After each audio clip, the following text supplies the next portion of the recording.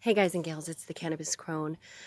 I wasn't going to do a podcast for a while because my eyes are really suffering, but I try to be transparent. My autoimmune disorder is attacking my eyes now. I have makeup on, but you can still see when I don't have makeup on, it's just red. And the skin under my eyes is very swollen.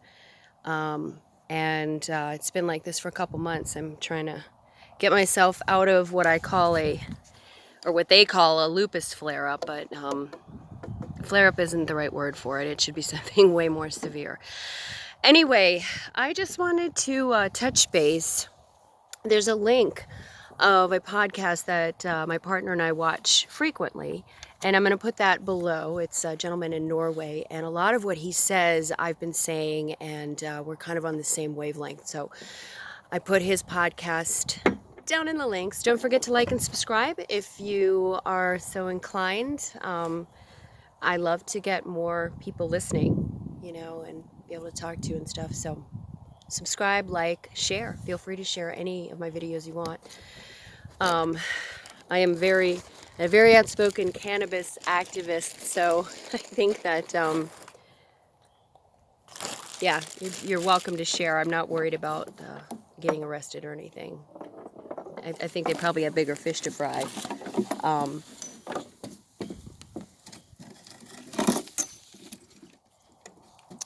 Dude is trying to leave his bone.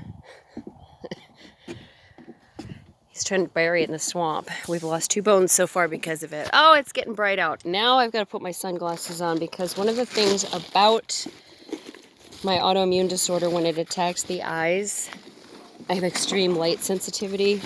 So, where'd my sunglasses go? Yeah, ouch, ouch, ouch. It's been an overcast kind of day up until now. A little bit of sunshine, but not too much. Okay. That's better. And I look like the Matrix. Anyway, so something that I have noticed that is really causing me concern is that even people who know not to trust the government have been, really pushing the vaccine propaganda because, of course, the country wants everyone to take the vaccine. Understandable, but there's a lot of people that can't take the vaccine, people that have severe health problems like me. I've been in flare-up mode for a few months now, not to mention I'm a long hauler from COVID. My partner and I had COVID in, not this past March, but the March before, 2020, when it first started. And if they'd been saying to wear masks instead of trying to discourage people, I don't think Andy and I would have been as severely sick. Because at least the mask would have cut down on the amount of spray that we received from a woman sitting next to us who started hacking. She sounded horrible. She sounded like she was going to cough up a lung. She wasn't covering her mouth, and of course we were sitting right next to her. About a week and a half later, we're sick as dogs. I mean, really, really bad. And unfortunately, both my partner and I have symptoms that come back over and over again frequently. Every 2 weeks or so, I get a day where I can barely get out of bed. So these are all the things that we're fighting off, and there's a lot of other people I'm sure that are like us that maybe aren't going to take the vaccine because they're dealing with health problems right now, and to add something else to the mix would be crazy of me, especially something that's relatively experimental. Now, I'm not an anti-vaxxer. I get my tetanus shot every 10 years. I've had to get injections before I travel out of the country, so I'm not opposed to all that. But the problem is that, unfortunately, we have... It's really weird. It's like the country is always divided, right? The past 4 years, it's been the idiots and the anti-Trumpers, and now you have people who are not only taking the vaccine but trying to shame and bully other people into taking it. And it's it's just really interesting to step back and look at it. People who didn't trust the government before, people who know Big Pharma lies constantly because that's their MO, that's how they make money. And yet there are people out there that are absolutely trusting them and getting mad at people and saying, you need to take your vaccine. And it's interesting. It's really interesting to kind of see what's going on in our country. Is segregation ever a good thing? This is a question that we should probably think about very, very carefully. Is segregation ever a good thing? I know, according to this gentleman that I posted the link to his YouTube channel, but according to him, in Norway, they're talking about having restaurants for vaccinated people and then separate restaurants for unvaccinated people. Now, that is a very, very slippery slope. And I've been saying this all the time, even these vaccine passports, not to travel across the country, because we've always needed vaccines to travel across the country. That is, oh, dude's getting bored. Are you bored? He's sitting on the bench with me. Vaccine passports for travel outside of the country, that's something that, is understandable and has always been. But not to go into, to be able to shop at a store or a restaurant, because I wear a mask everywhere I go and I social distance, vehemently, and I'm not going to stop doing it anytime soon.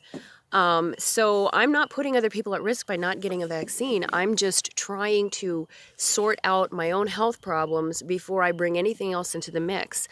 I don't have health insurance because I'm an American and I can't afford to go to the doctor. So everything that I'm doing is on my own. I've had to research and learn how to treat my own condition because I don't have medical care here in our wonderful country of America. Shh, just a minute. Hey. There, you get your bone. It's like, I don't want my bone, I want to walk. And then one other thing, I've heard the CDC say that these vaccines should be good for up to 6 months. So does that mean that it's going to be a yearly occurrence that you're going to have to get vaccinated like people get flu shots, only for the C virus? First of all, what would the health ramifications be of that? Because I would like to see somebody who takes the flu shot every single year, who's my age, who's been taking it all their life. I want to know what their health is like, because I don't think your health is I don't think you can not have conditions if you have been getting a flu vaccine religiously once or twice a year. I think that people who do that, I don't think they're as healthy maybe as other people, but that's just me. That's just an opinion. I could be wrong, but I'd be interested to talk to people who have done the flu vaccine every single year and what kind of other health conditions they may have. It'd be interesting to check that out. But my point is, they're not saying whether they're going to expect people to be taking these vaccines on a yearly basis, but I can guarantee that that's where it's going. And they're not going to be free every single year. So Big Pharma is going to get their cut eventually. They've done very well by themselves, and I think that they're going to make out like bandits with this whole C virus vaccine thing too, because they're not going to give it away free every year. Maybe this year, yeah, because it's a pandemic. And the other thing to think about is this virus is probably here to stay.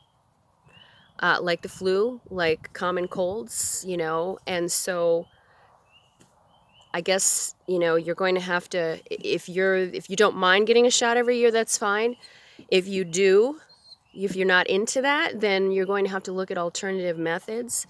There's been some real promising studies out of Israel and out of Canada about cannabis and how cannabis can help us live with this virus and not get so seriously ill. So basically, it'll be like having a cold.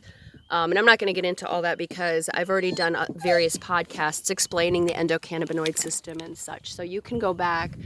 Can I help you? What do you want? All right.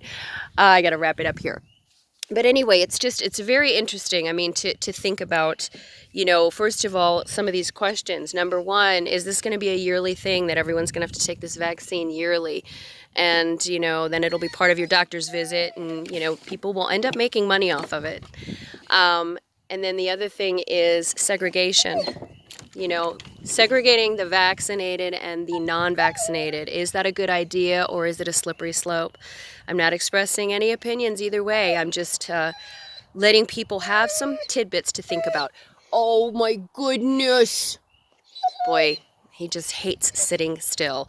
So I guess we're not going to picnic here. We'll go find another place because he wants to walk for a while. So anyway, thanks for listening. Like and subscribe and share. Please share, because that's the way for me to get more listeners, more like-minded listeners, is for you guys to share these videos on your social media, Twitter, Facebook, whatever, I would very much appreciate it.